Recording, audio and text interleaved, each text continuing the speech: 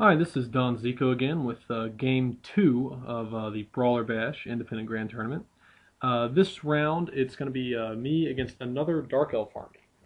It's a very similar army to mine, and we're going to be playing a variation of the Watchtower scenario, where instead of trying to capture an actual building, there's just a hill in the middle of the table, and you will win if you have the closest unit to that to the exact center of the table at the end of the game. So, um, I guess before I go into deployment, it's interesting. His list is very, very similar to mine, except he has two units of crossbowmen instead of one, and a bolt thrower, and then he has a lord with the pendant of Caliph in his black guard. So he's got a much shootier army than I do. And my basic battle plan is that since I have more points invested in combat troops than he does, I'm going to try and keep the shooting duel from going too badly while I rush into the middle of the table as quickly as I can and just try and sit on the horde with my black guard, sit on the hill with my black guard and my horde and stay there until the game ends. So I'll start with his deployment. On his right flank, he's going to have one unit of 20 crossbowmen. Then kind of behind that forest, he's got a Hydra and a unit of 6 Shades. In his center, he has a unit of 20 Black Guard with his Lord in them. And next to that is a unit of about 30 Warriors with his level 4 Sorceress. And for the record, his level 4 is using Death Magic. Then his Cauldron Battle Standard Bearers behind that. And over here on his left flank, he's got another unit of 20 crossbowmen. This one has his level 2, who's using Shadow Magic. And way out on the left, he's got another unit of 6 Shades and a Repeater Bolt Thrower. So that brings me to my deployment. I'll start off with explaining my thinking a little bit. Basically, we have very similar armies, but he's got more points invested in shooting. He's got a Bolt Thrower, he's got 2 units of Crossbowmen, he's got 2 units of Shades, where I only have 1 of each of those things. So I don't expect to win a shooting duel with him, but I do think that I have the stronger close combat blocks. So I'm basically going to try to limit the damage from his shooting and make it so that essentially his shooting troops spend the game taking out my shooting troops and not killing my crossbows or black guard, and then have my crossbows and black guard push for the objective. I also had this sort of what turns out to be an ill-conceived plan to run my Coldwell Knights up his left flank to try and silence those crossbowmen. But anyway, so the deployment goes on my left. I've got my Coldwell Knights and my Hydra. On the unit of Dark Riders that I moved up to just out of short range, I believe. Then on my center, I've got my Horde of Warriors and my my Black Guard with my bunker and my Cauldron behind them. And on my right flank, I've got my block of Crossbowmen with my level 2 mage in them, and my and another unit of Dark Riders, and then my Shades have run up almost to the objective in the center. So that's the board at the end of deployment, and you can just barely see my rightmost Dark Riders are hiding behind that terrain so that they won't get shot on the first turn. I should have added that he won, the way the scenario worked, he had a 5 and 6 chance of getting first turn, so I was planning on hiding from his first round of shooting and then moving out and shooting him back with my Dark Riders and my Shades and my crossbows. So, as I said, the other Dark Elf player takes turn 1. He's going to move all of his troops up in the center, essentially getting everything in position to fire. So his crossbowmen on his right just angle a little bit, but his Shades move up, his Black Guard and his Spearmen move up, his other crossbowmen move up, his Shades on the left run up to behind this wall. Everything's getting in range, and his Black Guard are making a beeline to sit on the objective to try and win the game. Then in his magic phase, he's going to cast the Withering on my unit of crossbowmen, and he gets it with irresistible force. Although the miscast does put a wound on on each of his sorceresses, and then once my crossbowmen have been dropped to toughness 1, they get shot up by his Shades and his bolt thrower and his unit of crossbowmen, and I lose something like 11 guys. Then on my left flank, he's going to shoot up my unit of Dark Riders that ran forward and wipe the unit out. So that hurt, but that's the end of his turn, and we'll move on to my turn. So in my first turn, as his turn indicates, I'm getting outshot. I'm going to get outshot very, very badly. So I'm just running up with everything that can fight to try and get in close combat as soon as I can. My Cold Ones and my Hydra move up on my left flank. All of my infantry moves up into center.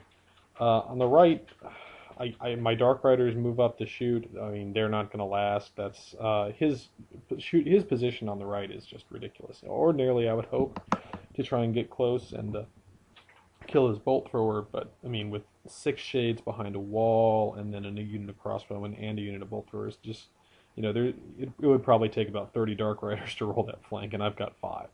So that's that. Then in my magic phase, I cast the Withering on his Black Guard and dropped them to toughness 1. And I'm hoping to shoot at him with my shades, and I do, and I get a few kills, but this is going to become much more significant later, and I'll describe that when we get to it. Apart from that, I think I do a little bit of shooting, and I kill several of his crossbows in the unit on his left flank. So this is the board at the start of turn 2. Now he's going to declare a charge with his Black Guard on my shades. They flee as a reaction, and so he'll redirect into my spearmen. So that he makes the charge, and that leaves his Black Guard in combat with my spearmen and sitting on the center of the table, which, I guess is a pretty good place for his Black Guard to be. In his other movement, he's going to move up with his spearmen.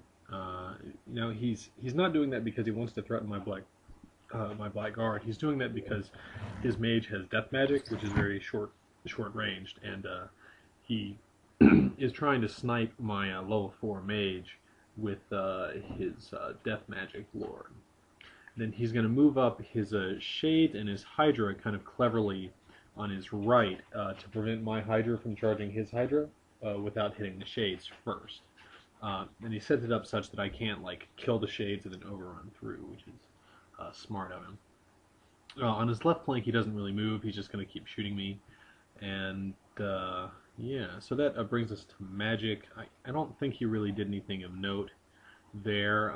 In shooting, he's going to keep decimating my light troops on the right, and he on his left, he shoots my Cold One Knights to no effect.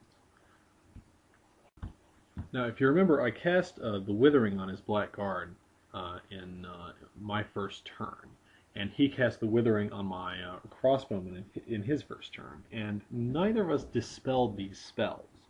So, now, on my part, I just ran out of dice and felt like I had more important things to do, but on his part, he doesn't actually play Dark Elves normally. He was using a borrowed army. I don't remember what his main army is, but he usually doesn't use Dark Elves, and therefore he usually doesn't use Shadow Magic. So he wasn't very familiar with the lore. And he didn't know that the Withering remains in play. So when he got to shooting, and he started saying that he needed 4s to wound my crossbowman, and I told him he needed 3s or 2s or something like that. And then he realized that he had just charged my spearmen with toughness 1 Black Guard. So, and not only that, but my Black Guard also had the +1 attack from the Cauldron of Blood. And that means that this is the result of that combat. He kills a lot of spearmen, something like maybe 11 or 12, but I kill about half of that unit of Black Guard, and I've still got somewhere in the neighborhood of almost 30 guys left in the spear block.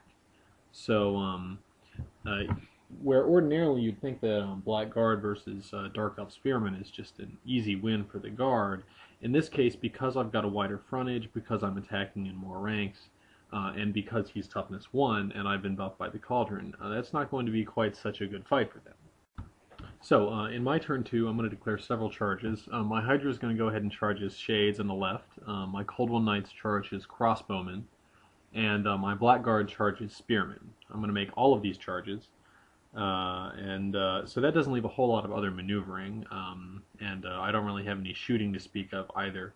So I think I managed to cast some kind of buff or debuff, and then I used the Cauldron. But that's pretty much it for my turn. So the results of these combats are my Black Guard are just going to make a mess of his Spearmen. I think I lose maybe 4, and I probably kill like 15 models. My Spearmen are going to keep pounding on his Black Guard and keep losing models, so that I've still got probably 20 of them, and he's down to maybe 4 or 5 models in his Black Guard unit. My Hydra is going to kill his Shades and reform.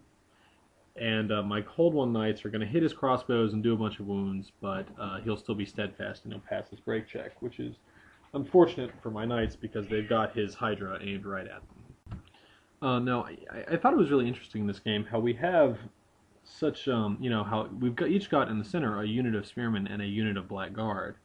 And he's got about 30 spearmen, I've got about 40. He's got 20 black guard with the Lord, and I've got 20 without. So, it sounds like an even fight, but because I have my spearmen in a wider formation and I'm buffing them up, and he's got his black guard 5 wide, I'm able to win both of these combats pretty decisively, or at least that's the way it looks now. So I just found that fascinating, and I figure it's a good lesson on the importance of choosing the right frontage for your units and buffing and debuffing whenever you can. So anyway, with that interlude over, we're going to move on to the other guy's turn 3. The pictures are a bit spotty here, but in movement, really the only thing that happens is he's going to charge the rear of my Cold One Knights that are already engaging his crossbowmen with his Hydra, and basically everything else in his army is either in combat or missile troops that are just going to be chilling.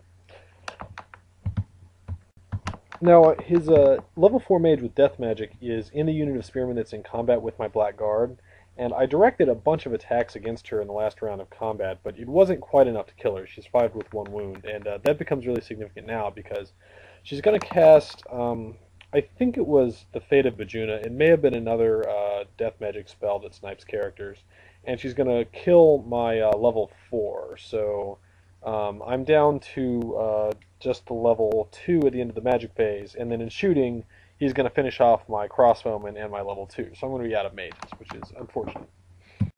Then in combat, his Hydra and crossbows are going to defeat my Cold One Knights pretty soundly.